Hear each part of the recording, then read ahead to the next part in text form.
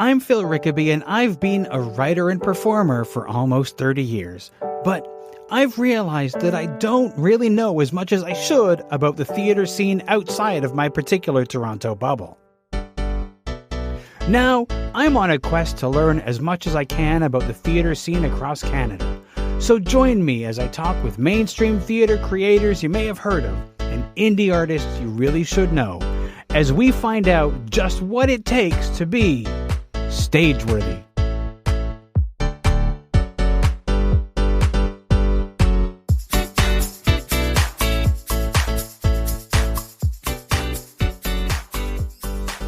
If you value the work that I do on Stageworthy, please consider leaving a donation either as a one-time thing or on a recurring monthly basis.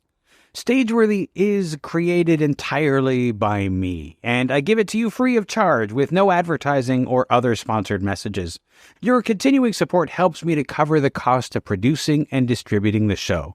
Just 4 people donating $5 a month would help me cover the cost of podcast hosting alone.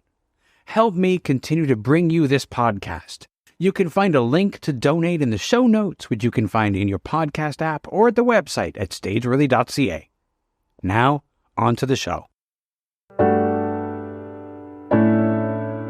Stephen Neer and Aaron Joel Craig are the founders of Same Boat Theatre. Same Boat brings its award-winning play, Whale Fall, written by Stephen, to Toronto's Red Sandcastle Theatre from November 17th to 26th. In this conversation, we talk about the origins of the play, how it's evolved from its first performances at the Hamilton Fringe, taking the play to the Vancouver Fringe, and much more. Here's our conversation.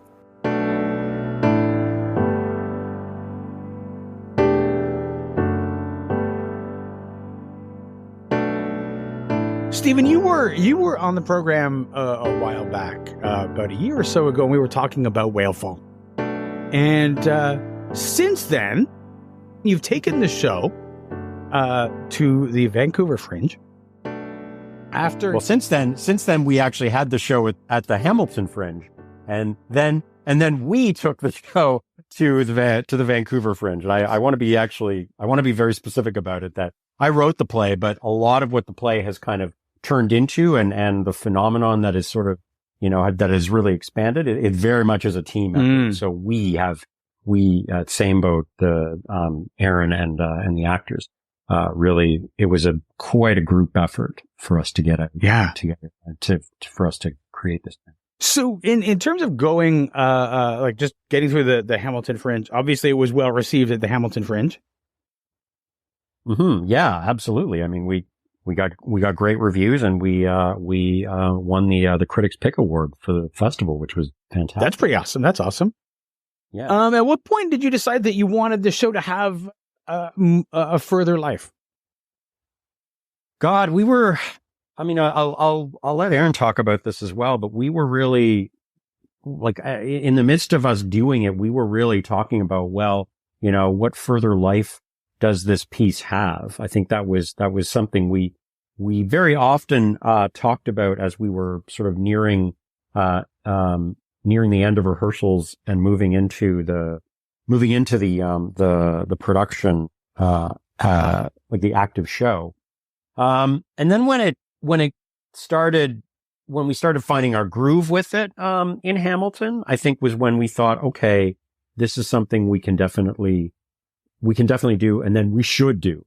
I think after we got the Critics' Pick Award, we realized, this is something really, really special. And because of the subject matter, we thought, okay, Vancouver's a natural place for it. But it wasn't just Vancouver that we applied to. We applied to a number of other places. I'll let Aaron talk about that as well. I think one thing that's always been true for us is that we've looked at Fringe as like a proving ground, right? To see like if a thing has legs beyond, see if it works, see if an audience cares about it at all. Unfortunately, we've always had our community here in Hamilton has always been really supportive. And I should say that to start out, that like there would be no even thought of Vancouver if we didn't know that stuff here worked. And that our audiences here are like thoughtful enough to not just be like gassing us up. But yeah, so when we were pretty early in our process, we had a pretty good sense that this was going to be something that would hit and that felt pretty special to us. And it was our first show back after COVID and all of that. I won't go down that road because we've all talked a million times about that. But yeah, it was pretty clear to us that, you know, a show about somebody going up the West Coast was probably worth taking to the West Coast. And so this year we had a Kickstarter campaign that we ran. We raised almost $11,000 to make sure that we paid for everything before we went to Vancouver. Cause, you know, Phil, you know that, there's no guarantees in Fringe. So we wanted to make sure that we were well in hand, but yeah, it just made sense for us to do that. And then to think more, you know, it's hard to make a new play. And I think every new play deserves at least thoughtful, working forward of like, does this work? And then what do we do about it? Not just let it die on a Fringe stage. You know? I mean, I think that's sort of the thing about a Fringe show is that, unless a lot of times a show will have its 6 or 7 performances, especially if it's a local show, and then never gets seen again. And there are shows that I've wanted more of at Fringe. And so it's good to see a show that people are thinking about what is the way forward for this show? What is the life of this show after this Fringe? And like you said, Stephen, the Vancouver seems like a perfect home for the show. How was it received in Vancouver? Oh, it was really well received. I mean, I'll let Aaron talk about our venue because he has a bit more of a connection with that community. But the people that came to see it, we had people that left the theater that were weeping. You know, there were some people that, you know, had actually seen and encountered orcas or humpback whales, you know, in the Georgia Strait because they are a common sight there. There was a few people too who came to see it who had been part of the environmental movement, the start of the environmental movement in the 70s, in the 60s and 70s and 80s out in Vancouver, which largely involved, orca, like a captured orca, which sort of galvanized the community around, you know, how do we treat these animals and, you know, how do we become aware of the environment? So it was really well received. And I think I also got the impression that a lot of people were taken very much by surprise by it, as I think often has with this kind of a show at Fringe, you know, like it isn't your typical Fringe fare in some ways. But it got really, really, and we also were one of the few shows out there that got a review. We got a really great review too. Yeah, from sort of the people that I spoke to and gathered, it was really well received. You mentioned the way that, you know, the certain Fringes are expecting particular kinds of shows, and it's different at every Fringe. Toronto likes weird stuff. Well, Vancouver liked really weird stuff. Oh yeah. Oh yeah. There was a show from Calgary about like, with these 2 clown performers who were rats, who were sort of the last the only remaining rats in Alberta. And it was like, and it swept the Fringe. Well, it's also like, it's worth noting that Vancouver is the like final resting place of most, Fringe tours. 'Cause it's the last one on the circuit. So what you get is a lot of like, and I think this is usually the case. This is certainly the case in Hamilton. The folks who are touring are almost exclusively solo shows. And they're usually one person who's been like billeting across the country, with their show in their backpack. And so that there's like a really, like I was saying to somebody, there's like that kind of summer camp energy, like the last week of summer camp where it's like, you've been with these people all year and it's a really like emotionally high, but also like the deep relief of finally being done your project. You know what I mean? And so that was a very cool community to get to witness. But yeah, I mean, like Steven said, our show is not a traditional Fringe show in the way that we like came with something that was like very finished, and like I'm like a fairly high concept, low budget designer and director. So when when we brought a show, it was like, here, I knew the things that I needed it to have. And we, like Steven said, we were really lucky that we were at Pacific Theater in Vancouver, and big shout outs, especially to Phil Miguel, who is just like the greatest tech I think we've ever had anywhere. And totally got the show and just was like really excited about it. But yeah, I think we were kind of a surprise to some folks because it's pretty traditional, like nobody's breaking the fourth wall on our show. You know what I mean? And that's like kind of a Fringe stalwart is that like the soft expectation that you might be interacted with. That definitely didn't happen with us. But yeah, I think it was an exciting thing to get to bring our show anywhere. But Vancouver was really great. And that Fringe is like, there's a lot of shows. It's 85 shows there. Which, I didn't know that when we like submitted for that Fringe.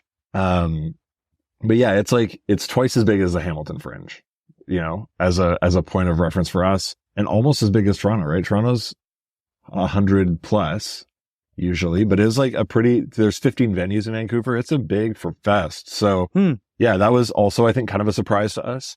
But in like a really nice way. Yeah. Yeah. There's certainly something about being at a Fringe and not being a show that's from there. I think there is a bit of a shock sometimes when a show has a cast. Yeah, for real. Because like you said, solo shows are kind of the bread and butter, and especially near the end, like who's been going across the country, who's been like trudging their way through all of the ups and downs of like every Fringe. It's usually some very exhausted solo performer that gets, and they're all like trauma bonded, which is great. Like they've all got their like wild stories, and they're all, it's a really cool thing. And I think it also reminded me of how small this country can be in its art scene in like a really nice way that like, as I was talking to folks, odds were good we knew somebody in common, even though we have thousands of kilometers between us. And that was like a very heartening thing, especially after all the like weird isolationism of the last several years. Yeah. Yeah. I always think about, how traveling to a Fringe that's not your home Fringe exposes you to different things, different ideas, shows that you would never have encountered before, performers you would never have encountered before, which I find always very exciting. I remember years ago, meeting and seeing the performances by, at the time, a duo called the Wonderheads, who do these big, full head masks, that were just like magical shows. And I never would have encountered them if not for, being on the Fringe circuit and like having the joy of seeing the show. Yeah, we saw some really great stuff. Like this show that I know that Steven is going to name check is called Leah and Dor. And that was like a Lithuanian folk tale, physical theater kind of thing that like was just really wonderful. It was just like a really great surprise. But yeah, it's interesting to see the way that different cities work in different ways, but also the ways in which like every theater community is kind of the same one, like there's like a that guy of every community where you're like, oh, that's my analog here, and those kinds of things, which also I think especially coming from like a smallish market like Hamilton is always like encouraging to be like, oh, we're all the same ones. You know what I mean? And that's kind of great. Now, having taken this show to Vancouver and taking everybody out there, and I'm sure that you had some great experiences. I think did you go like whale watching? Did you go like orca watching? Oh my gosh, did we? Like, I mean, I could go on and on about how the tour of the play and the tour of the Fringe was one thing, and our experience around Vancouver and the environment was a completely other incredible bonding experience. Certainly it's an experience that I'll remember for the rest of my life, because it was a lot more than just we're bringing a show out west. It was the company. It was the four of us kind of bringing this experience and bringing our expectations and being surprised by things. It was amazing. We definitely did go whale watching because it was like, if you go to Vancouver with a show about whales and you don't try to see some whales, it's you like, kind of what have are you to doing? go. So we did go whale watching. Exactly. We did see humpbacks. We didn't see orca. We figure, Didn't well, see the when they bring orcas. us back, we'll see them then. And exactly. I mean, Steven and I both have young kids. And so the other reality was like, we were traveling without kids, and that's truly amazing to get to do. And so we really took the best of it, and, went up to Whistler one day, went across to Bowen Island one day, all those kinds of things that if you're there, you might as well do. It was just a great opportunity for us to get to bring the show to the places that we name check in the show. And honestly, like, of all the things that we heard from audience members, the best compliment that we got was we had somebody who was like, you got all the Vancouver stuff dead right. And that's like, because, you go in with a little bit of imposter syndrome. Like, I grew up out west. I know that part of the world pretty well, but it's still like, I don't want to go in there and get it all wrong. I don't want them to be like poking holes in it, but people were really like very, very affirming of the work that we'd done, which is kudos to Steven as a good researcher too. Yeah. And I'll echo that too. It had been 2 decades since I had been out to Vancouver. And when I'd been out there previously, I'd been a very different individual. My playwriting career was literally just starting. And so, but it always held this very deep mystique, this very profound meaning. And so, like a lot of my writing, a lot of my shows since then has had permutations of Vancouver or the West Coast somewhere in it. A character in a play will have worked for BC Ferries, or, a research lab in another play of mine was in the mountains. Like it's the West Coast is, I think this is true for a lot of people in Eastern Canada or Ontario. The West Coast always has this allure, right? But Aaron's right. I mean, I was sort of writing from memory and from research. So it was pretty gratifying to hear people say, yeah, that you got it. You hit the nail on the head with with this environment and experience. Yeah. You surely don't want to be the person who shows up in Hamilton and starts name checking Toronto locations as though they are part of the it's good to have the accuracy. People do not dig when you get get the details wrong. If we want to talk about like regionality, you don't want to be coming from this part of the world in like the greater Toronto area and go out there and be like, all this West Coast stuff, that's all the same. Like, no, man, there's a reputation here. And I grew up in Edmonton. So like, I am hyper vigilant to not being one of those guys coming from the Toronto area who thinks that all this stuff is the same. But yeah, it is a thing that is worth being careful about. I'll put it that way. Yeah. Now, one of the things that I'm curious about is, you performed this show at the Hamilton Fringe, and then you took it to a different city, and different places react to different shows in different ways. So, what did you learn about the show presenting it for an audience that was not the quote unquote home audience? So one of my priorities on taking this show on the road was to see if we were any good. Because, you make work in your home city, that you have like friends and family who are going to come see it. And usually your friends and family are going to tell you they liked it, even if they didn't. Shout out to like the 3 people who I actually will get an opinion from. But I think one of the things that I was like really happy about in Vancouver was the way, like in Hamilton, the primary connection, I think, is to the relationship between the 2 characters, like a father-daughter relationship and the interaction with kind of the sense of grief. And that was still the thing that hit in Vancouver, right? Like the particularities of the place definitely resonate in a different way. But I think that like the particularity gives way to the universal reality that like we all have some family member or relationship that somebody that we've lost that was very influential in ways that maybe they didn't even get to know in the long run. I think that was like wonderfully universal. I expected there to be a bigger difference between how audiences would respond, but weirdly, I think it kind of hit more the same than different is how I'd frame. I don't know, maybe Steven has a different thought, but. Yeah, I mean, I'll be honest. I don't want to be egotistical here, but I knew us taking the show. I know the show is good. I know that it's strong.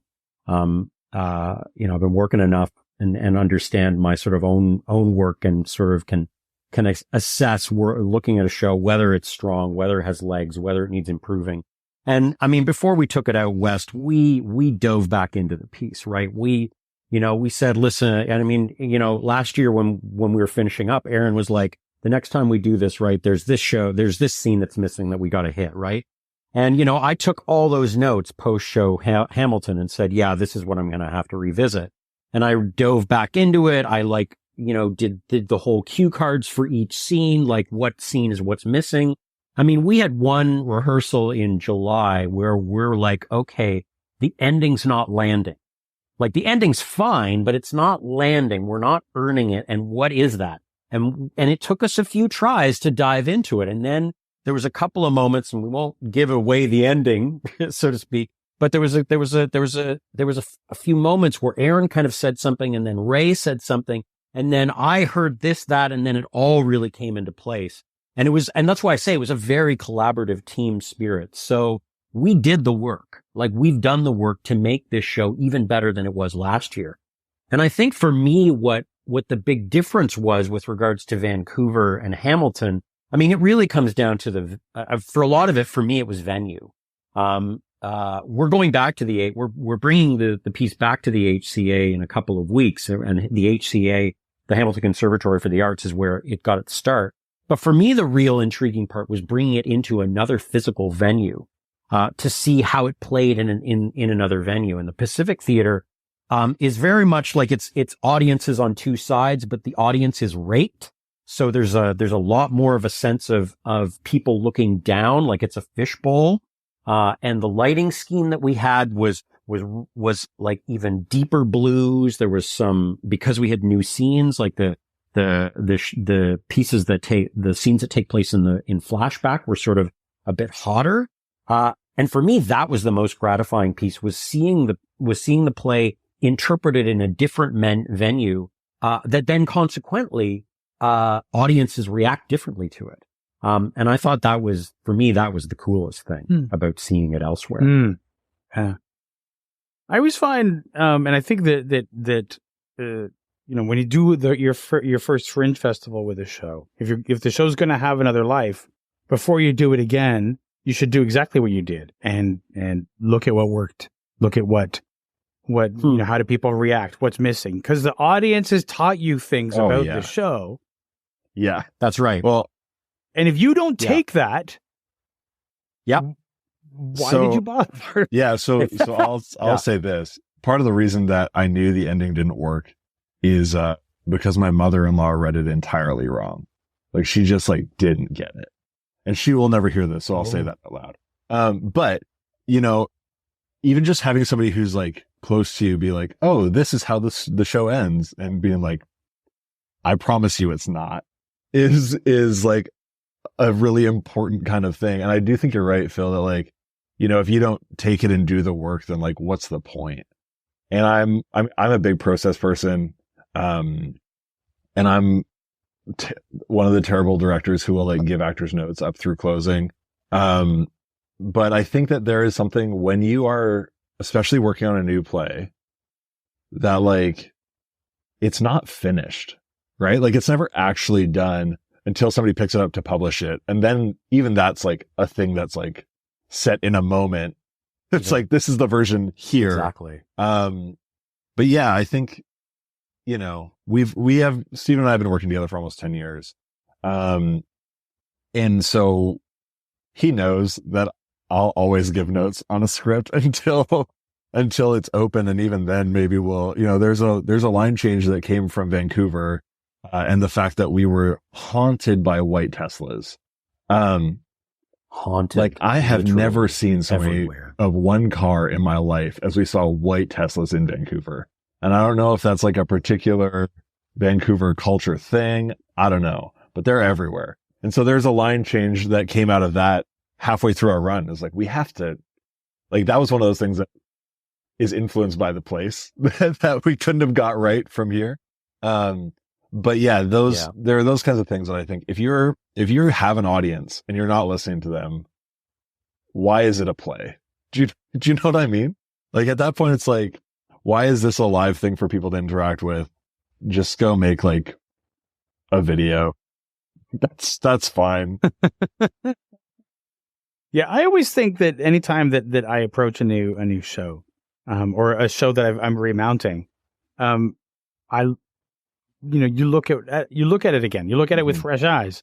I've done that in work with Keystone Theater, where each time that we would come back to one of these silent film plays that we created, we would revise it. We would like, look what worked. What we're different people now.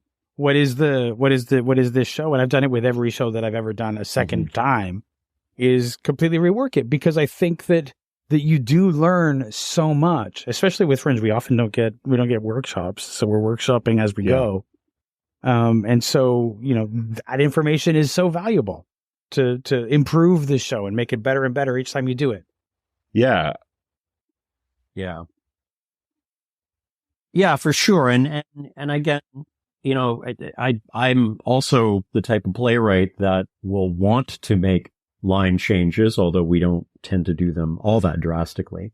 But I mean, we were also really lucky that we were working with two actors, Stephanie Hope Lawler and Raymond Louder, who were really open to those types of changes, right? Who, I just give so much props to the work that they've done.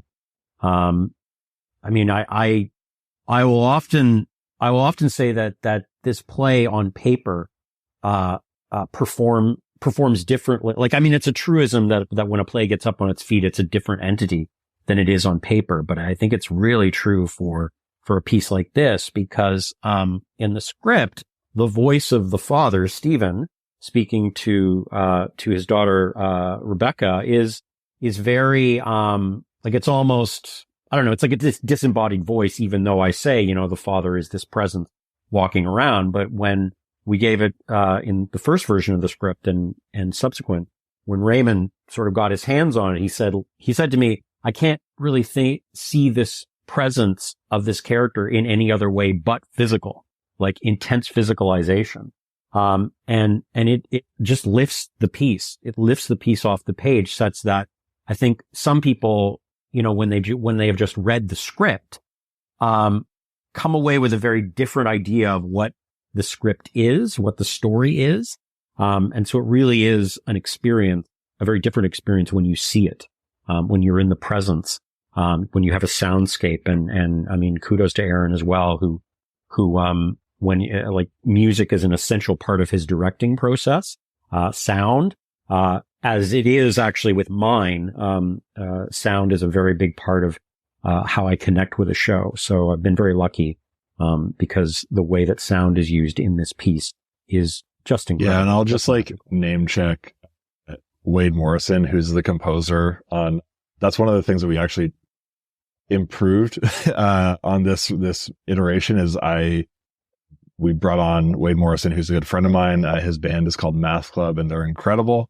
And he wrote, 3 new pieces for the show. And I think that really lifts it also. But yeah, I think it is, yeah, it's true that when you read a thing, it doesn't always translate to what you're going to see, but this show especially, Stephen won a special merit award at Theatre BC, and some of the notes that they sent back, I was like, oh yeah, you haven't seen this. Like you don't know what it is yet. And there's no way that you can write that down. Right. But it is pretty electric. And that's really, like Stephen said, a big up from Ray and from Stephanie both. Like the way that they come into the room with a really generous posture is really hard to beat. Now you're as you mentioned, you're about to perform this in Hamilton once again, and then after that, the show will be coming to Toronto at the Red Sandcastle Theatre. What do you take? I don't know if you're making changes or anything, or what, or even just like lessons that were learned from the performance in Vancouver that affect the show in as you continue to do it after that experience. Oh, that's an interesting question. I mean, I'm not sure.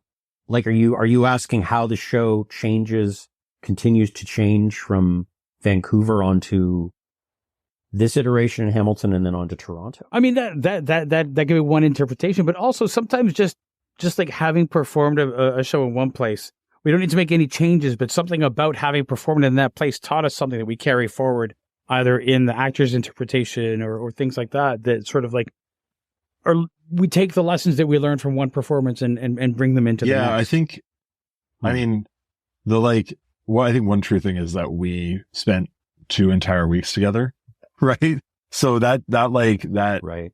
And Ray and Steph have a really great relationship, and they really have an affinity for each other. And I think all being able to then like spend meaningful time together outside of working hours is also like, that brings a depth to their work on stage. Their trust for each other is really like essential to the show working. So I think that feels different.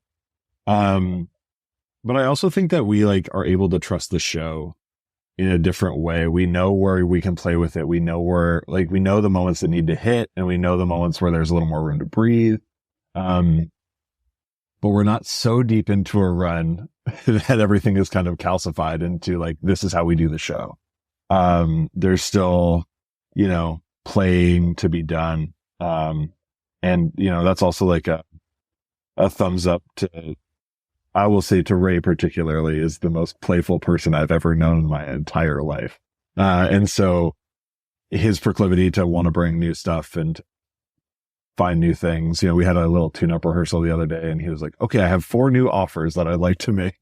And just like that kind of comfort, I think, with each other and the ability to trust each other is also, I think it makes the show better. I think it makes every show better, but I think particularly with this show, their ability to trust each other and lean on each other is really valuable. And we wouldn't have had that in the same way if we didn't take it to Vancouver, if we didn't bring it back to Hamilton to like settle at home a little bit before taking it to Vancouver or to Toronto. Yeah. Aaron, that's a really succinct way of putting it, I have to say. Agree with that.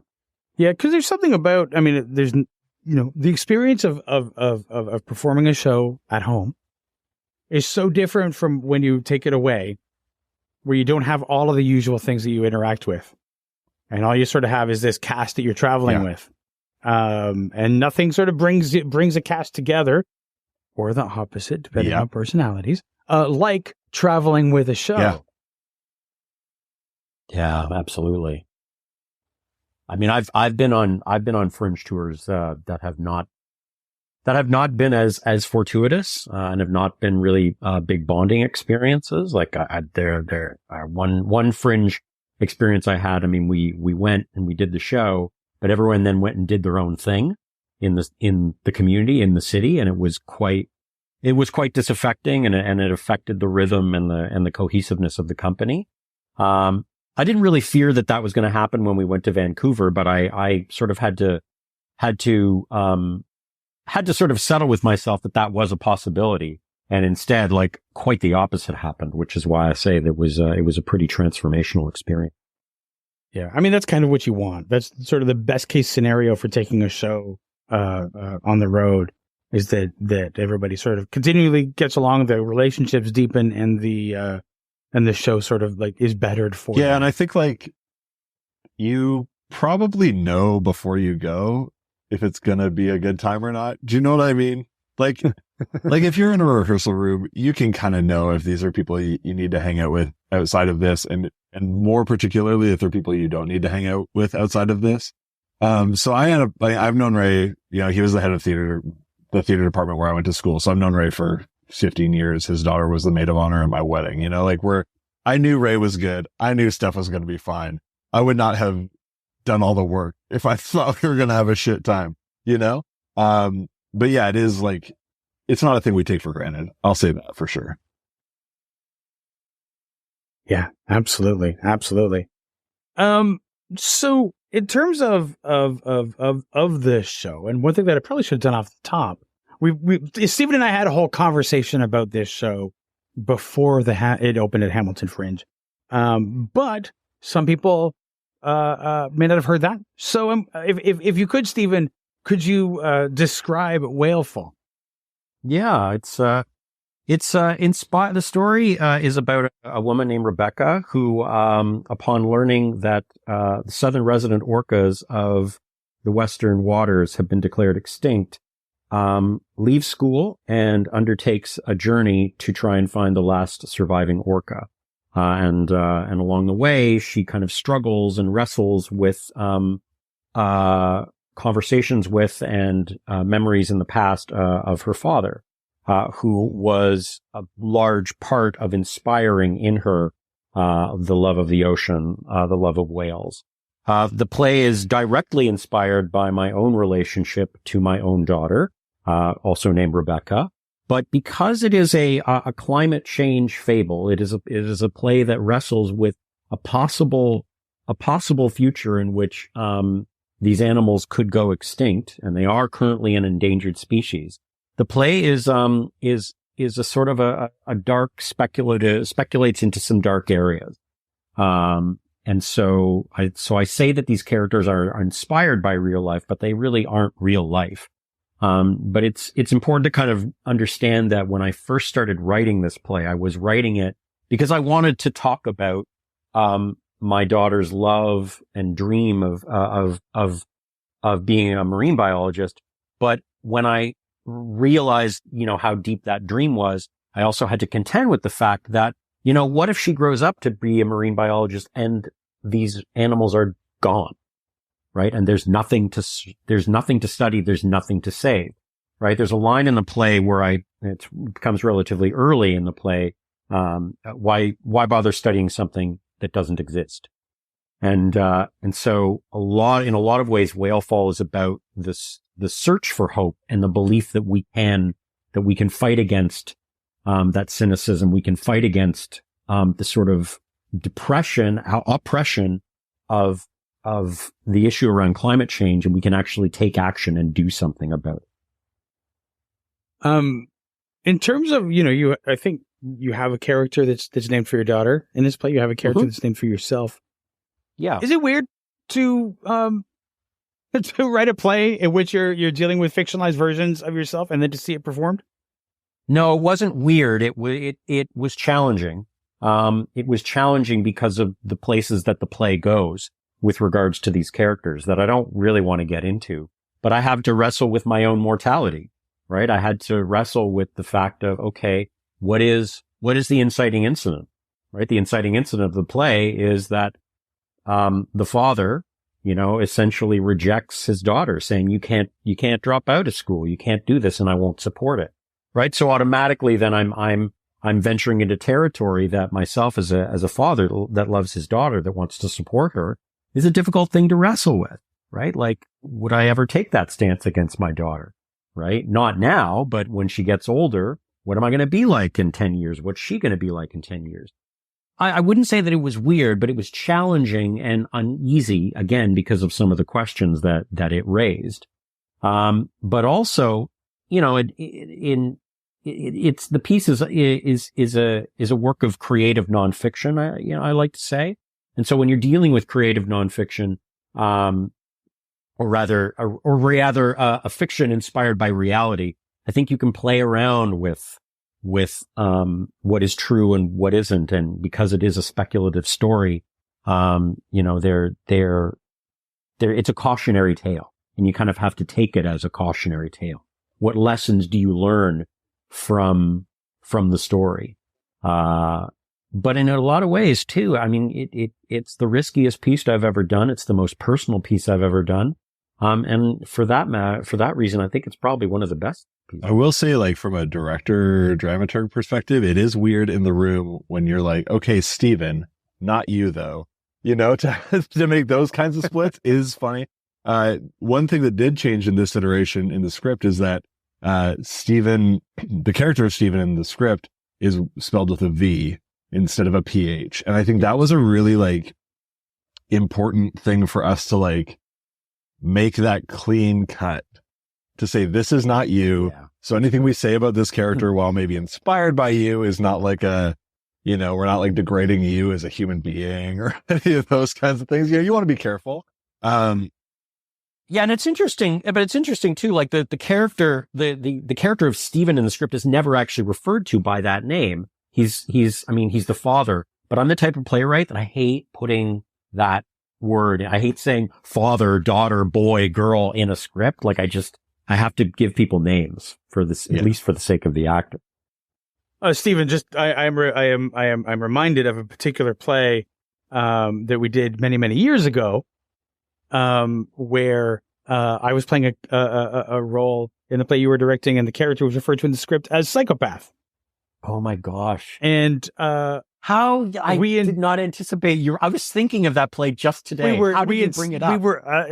I just remembered that we, in rehearsal, decided, no, we can't refer to him that way. He says his name is Ted, and that is how we are going to, Ted. Yeah. That is how we are going to refer to him. It's The Trial of Judith Kay by yes. I think Sally Cooper. Yes. Wow. Wow. Amazing. Yeah. One thing that I am curious about, and this is sort of delving into the personal, but the play sort of like delves around those sorts of things. If you're writing a play that is inspired by your young daughter, that involves you as her father, even though it's fictionalized, what kind of conversations did you have with your daughter about this play before putting it on stage? Well, I mean, it's interesting. What sort of conversations did I have with her? I mean, honestly, like, Becca went to see the script, see the play. She wasn't at the opening, but I mean, I said, I essentially said, it's fictionalized. So obviously some of the stuff that you're going to see isn't real, but it's inspired by you. But I mean, you know what? She loved it. Like, and maybe some of the more adult stuff or adult themes kind of maybe went over her head, and that's completely fine. But I mean, she connected, I think, again, because the play operates on so many levels. It's physical theater. There's a big element of game playing and play and movement. It's not just a play with dialogue where people talk back to each other. It's storytelling. So she connected with it on a lot of different levels. Didn't necessarily get and didn't necessarily need to get some of the sort of the darker aspects of the play.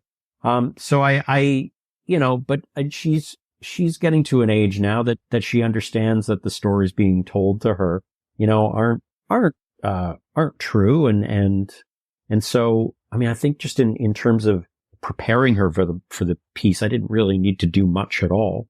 I think she was more, just kind of settling in with the fact that here was this person on stage named Rebecca who loves whales and sharks and was talking to her about it. And that was just amazing. Yeah, and like Ray and Steph Stephen wasn't at the show the night that Becca came because he was home with their other kid. With my son. But, watching her interact with Stephanie afterwards, I think Stephanie was maybe more excited to spend time with Rebecca than Becca even was to spend time with Steph. But, they took a moment to like acknowledge her, to like have her stand up and like give her that moment also, which I think is like, for us, I think it's important to acknowledge that like her life is a thing that we've kind of co-opted to make this play, or at least to like, to honor that was really important to us. And actually, with our Kickstarter campaign, she was the one who designed the sticker that was one of our reward pieces. And so I think, That's right. Yep. her fingerprints are on this show in ways that I don't know that she's even necessarily aware of. Which is, I think, usually how kids influence their parents and the work that they do, you know? Yeah, very, very true. Yeah, absolutely. Absolutely. Just as we sort to ease towards a close here. Earlier in the year, was it a year? I don't even remember. Time is difficult now. After the pandemic, I don't know what time is, but some time ago, there was a whole thing where the orca were rising up against the yachts. Oh my! I knew the. Yeah, it was wonderful publicity for us. It was happening right when our Kickstarter was running. It was great. It was honestly great timing. Everybody was thinking about orcas. It couldn't have been better for us. So orcas attacking boats, and so I want to talk about this because this is really a great story. So Aaron said to me, this has to go in the show. We have to include this in the show. And I'm like, okay, all right, we'll do it in the show. We'll include it in the show. I did a whole bunch of research on the whole thing, because it was all over the place. And I wrote a scene, which was essentially all the stuff about orcas attacking boats. And it all sort of led me to then writing this big monologue. And so we brought in, this was like classic drama, new play development stuff. I brought in the scene to read, and all of the stuff, save for one line about orcas attacking boats and things like that, all got chucked, but we kept the monologue, and the monologue was the key to finding a moment in the script. So we kept one line about the boats, but thank God for writing that boat scene, because we would not have found the monologue that was a key aspect of the play if we hadn't. So that's process. Well, and I think the truth is that the stuff about the whales, the orca and the yachts, there was literally somebody walking around at the Fringe with a shirt that said "Eat the Yachts" on it with a big orca. That's a real thing that we saw at the Vancouver Fringe. And so it was so front of mind, I think, this year.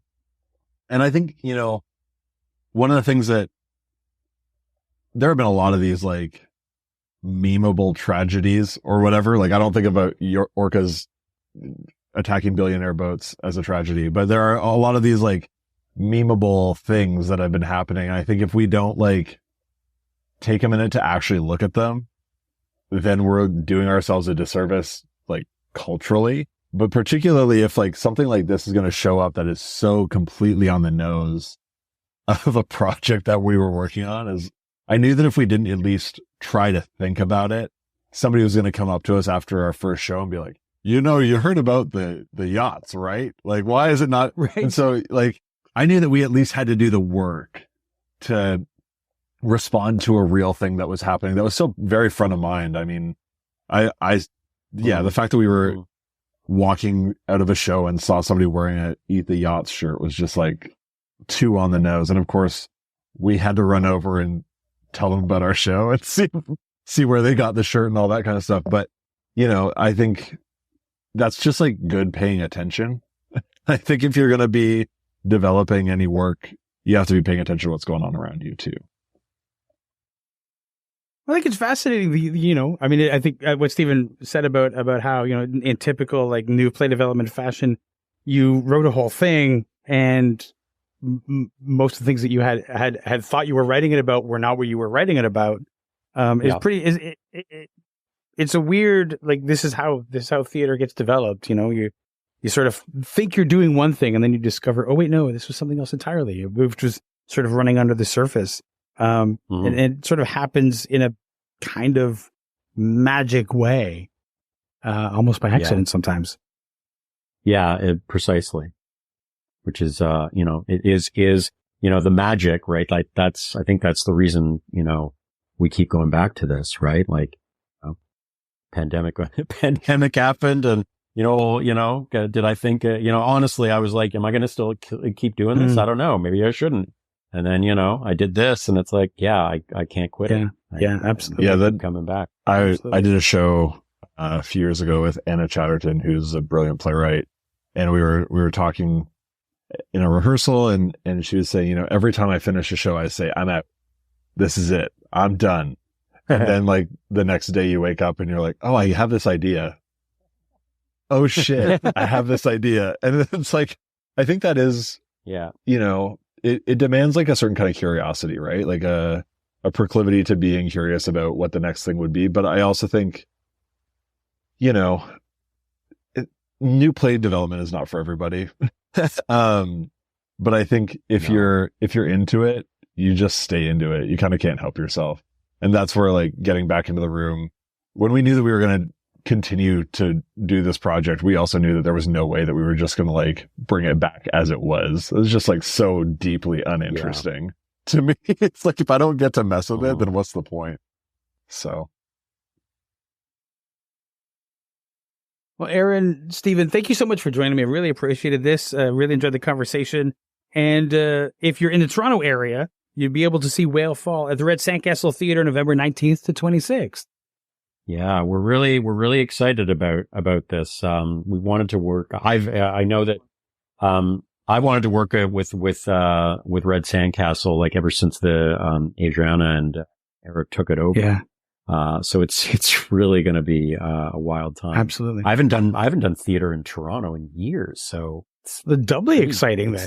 Yeah, it's a great chance for us to like, recognize that it's only 45 minutes down the road from us. You know what I mean? Like, so often it feels like it's a world away. But I mean, if you spent any time in Hamilton recently, you know that not most, but a lot of people who are living here were recently living mostly in Toronto.